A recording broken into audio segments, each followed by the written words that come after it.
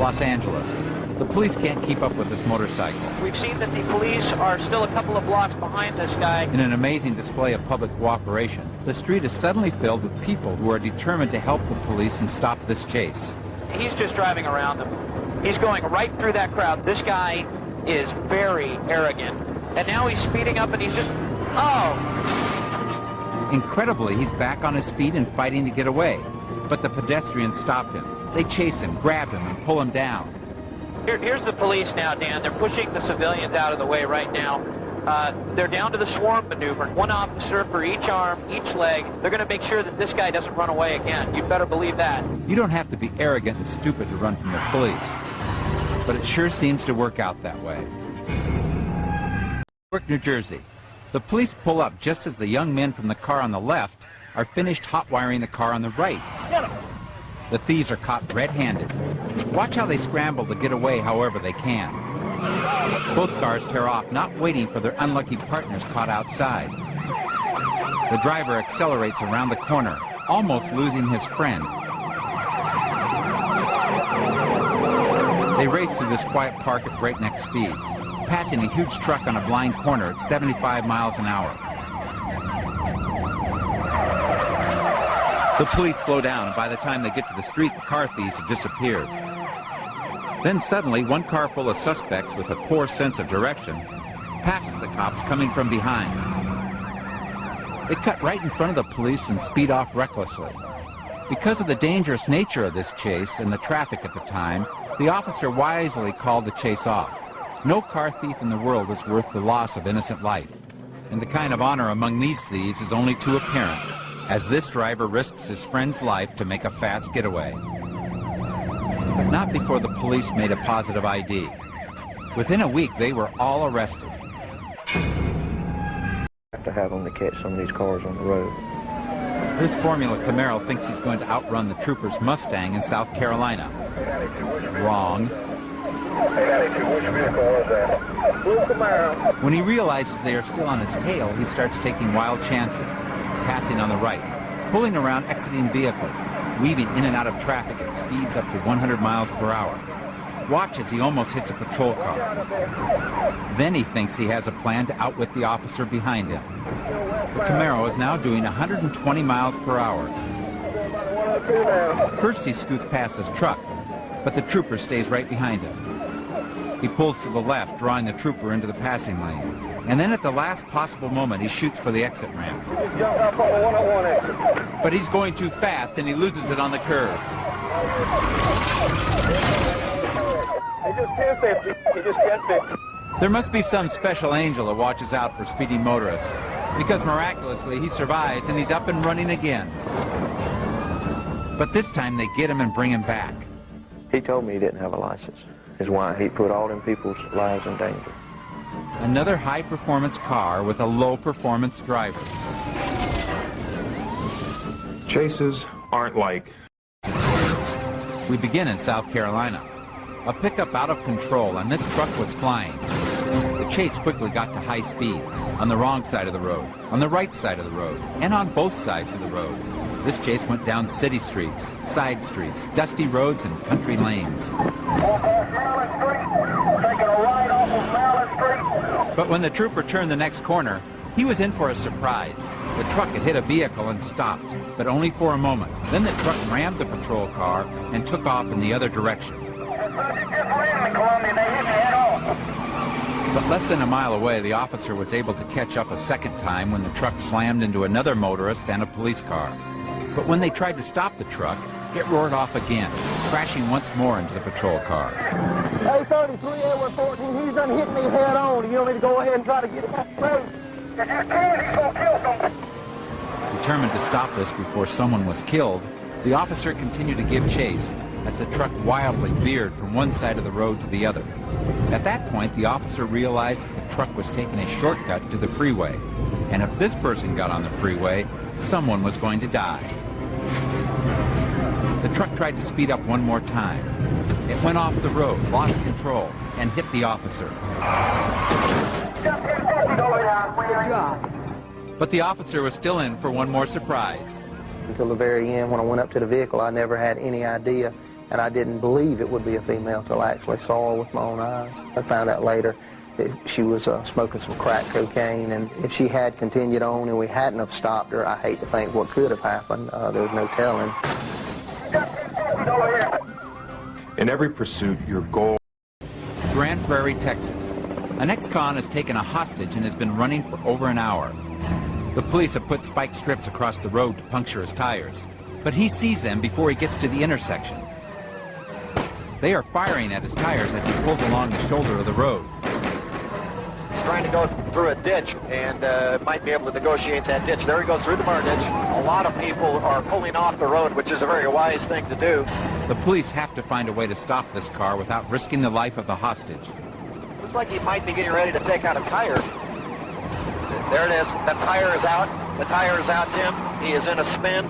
He is spinning, and he's having trouble controlling. He keeps skidding to the right. It's going to fishtail to the right. They've shot the rear tires so the truck won't lose control. But unbelievably, he still isn't stopping. Quickly, they pull up again, fire, and pull away. There they are. They're out of the car now. Texas DPS is on the scene. She's pulled out right now. She doesn't appear to be harmed. But behind the truck, the suspect is still fighting. And these officers have little patience after an almost 2-hour pursuit. The hostage is being led away by the police. She is in shock. Everything I do, I treat people with love and compassion like Jesus told us to love one another. The man is seriously deranged, claiming that he wasn't going to hurt anyone.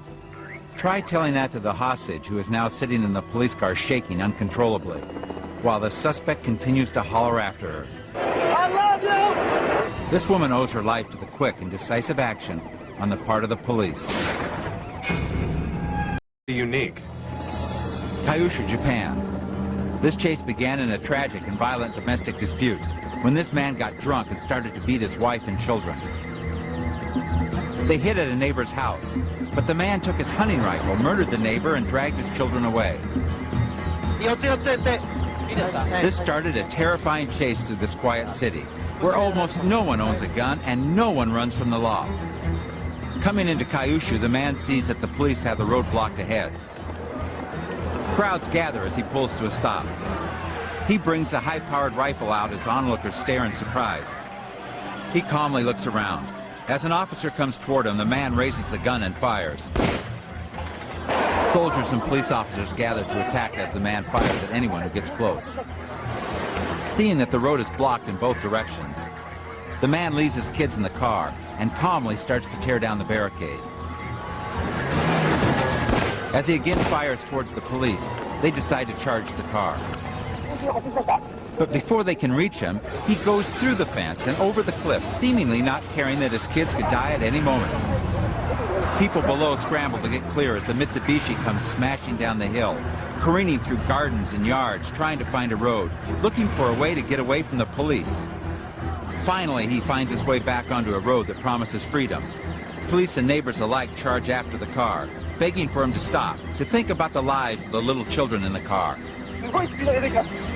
But he races down the road at terrifying speeds, weaving between cars and trucks, veering to the wrong side of the road. He's now getting into heavy traffic, but he isn't slowing down. You can see the children inside hanging on for dear life. The police and military prepare barricades at every possible road. The helicopter tracks his path, but from above, they can only watch in horror as he races toward the police car blocking his path. As he smashes into the police car, officers rush toward the car, throwing their shields at the windows. They're still afraid to use their guns because of the children. Then he slows down. What game is he playing now? The cops try again to break into the car. But he races away, sending officers sprawling and heads straight for the roadblock.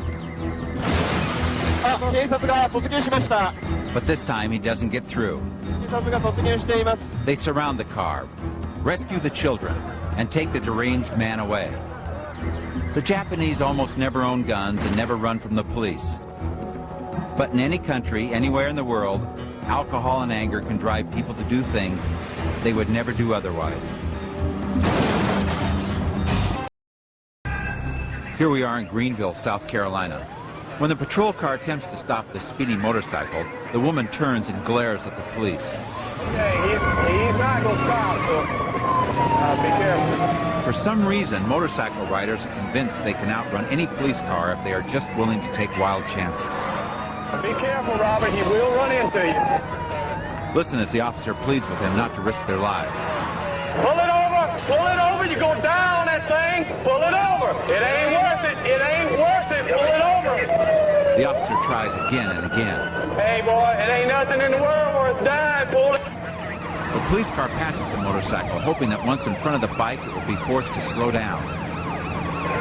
Then the motorcycle begins a deadly game of cat and mouse, from one side to the other on this narrow two-lane road. Be careful. For safety's sake, the officer allows the man to pass.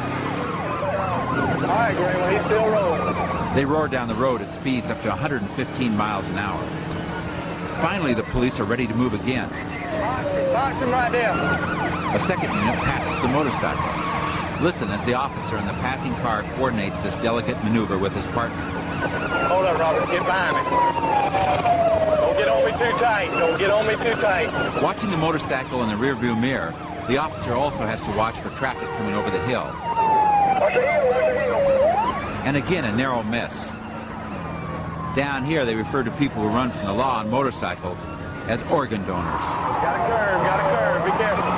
Now the other car tries to get in front. Coming around. And that's when it finally happens.